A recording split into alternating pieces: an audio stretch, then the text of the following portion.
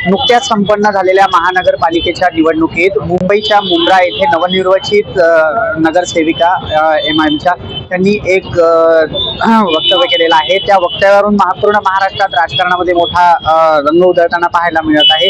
आपण आज अकोल्यामध्ये आहोत, आपण त्यांच्याकडे जाणून घेणार आहोत काय नेमकं सांगाल मिश्राजी। एमआयएमच्या नगरसेविका म्हणतात की महाराष्ट्र हा हिरवा नहीं, तो नगरसेवक नहीं है, तो एमआयएम का हरामखोर नेता है। तो पाकिस्तानचा एजंट आहे, हिरवा एजंट आहे तो।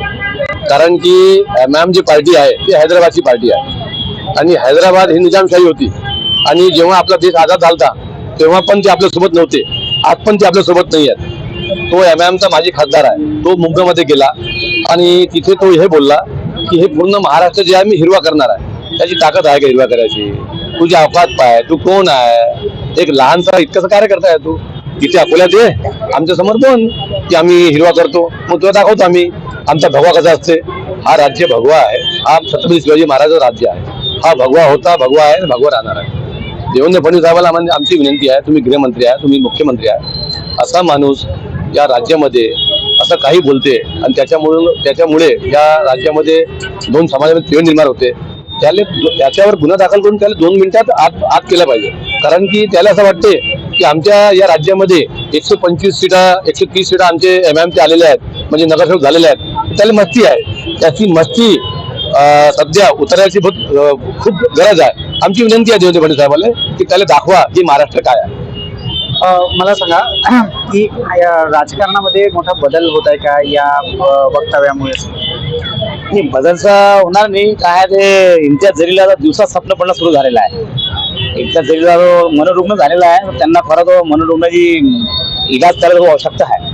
हा महाराष्ट्र जो आहे हा पुन्हा भारताचा केंद्रबिंदू आहे। छत्रपती शिवाजी महाराज, जिजाऊ माता यांच्या भूमी आहे आणि ते महिलाबद्दल जे व्यक्तित्व करत आहे त्यांना खरंच तो मनोरुग्णाची इलाजची खूप गरज झालेली आहे। आणि हा अखंड महाराष्ट्र आहे, भगवा महाराष्ट्र नेहमी भगवाच राहणार आहे।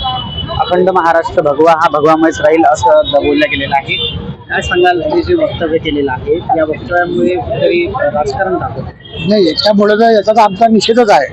कारण की आपण महाराष्ट्रात राहतोय, आपला जन्मभूमी महाराष्ट्र आहे, परंतु त्यांनी एका महिलाच्या बाऱ्यात असं वक्तव्य करणे, माझी तर देवेंद्र फडणवीस यांना विनंती आहे की महिला आयोगामार्फत त्यांच्यावर गुन्हा दाखल झाला पाहिजे आणि गृहमंत्री म्हणून त्याच्यावर गुन्हा दाखल झाला पाहिजे, महाराष्ट्र द्रोहाचा गुन्हा दाखल झाला पाहिजे।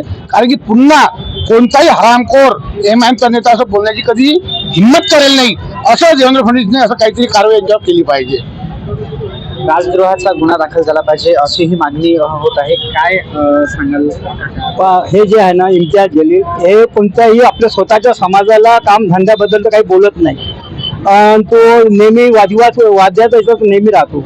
पण त्यांनी विचार करावा की पूर्ण भारतात आजपर्यंत कोणत्या मुस्लिम शासन करू शकला नाही परमानंट, कारण त्यावेळी सुख सुविधा नसतानाही आपले हिंदू समाज जो आहे सनातनी समाज त्यांना भारी पडले।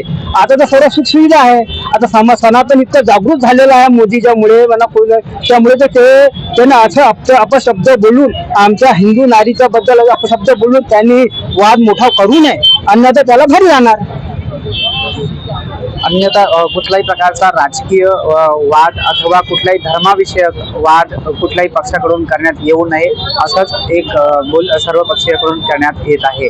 प्रतीक कुरेकर, LS मराठी, अकोला।